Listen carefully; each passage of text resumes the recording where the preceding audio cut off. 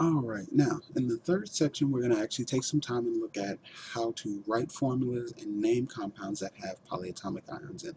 So, as a quick review, we talked about what polyatomics are. We have these groups of atoms that are already bonded together, but they're going to act as a unit, and they're actually going to form a compound that has a charge to it, so that we can look at it and it actually is going to participate in ionic bonding as well.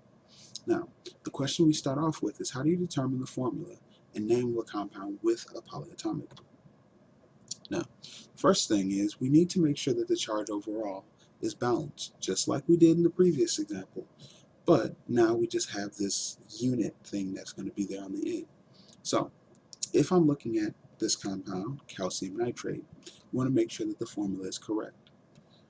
Now, parentheses are going to be used around the nitrate ion because there's more than one of the nitrate anion needed.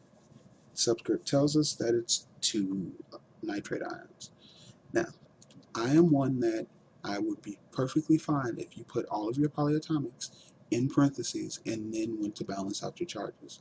Why? Because then it makes it very clear where the information is coming from and you're not pulling subscripts or anything like that to the wrong places. Now, for this, we can go ahead and also use the crisscross method. But note what's happening. We looked at the fact that it's composed of a calcium ion, which is what we're seeing here. So I'm going to bring this up. Calcium ion, Ca2+, and a nitrate ion, which has a -1 charge. And you can find this on your list. Now, notice that, put it in parentheses, and then go ahead and cross to bring them down. So we end up with CaNO2, NO3, sorry, 2. This would be a balanced compound with a polyatomic, or containing a polyatomic ion. Now, to do another example, if I'm dealing with, I'll write this one in. If I have magnesium,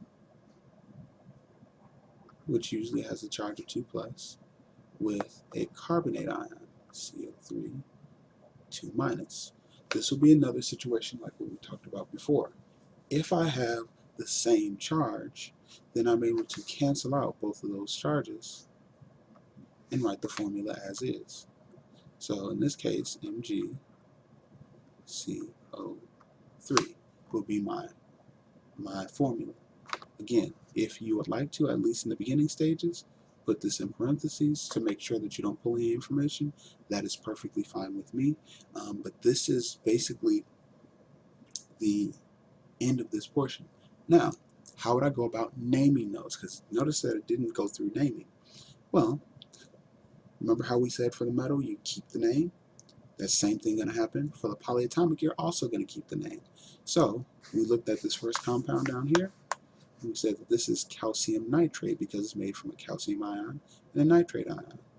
In the case of what we have here, I have magnesium with a carbonate ion, so it's going to be magnesium carbonate. Not anything very difficult, not anything super wild and crazy, just very straightforward how we go about naming it. Take your time, go over and look over the practice ahead of time, so once we come into class, we're ready to start moving. Have a great evening, and I'll see you in class.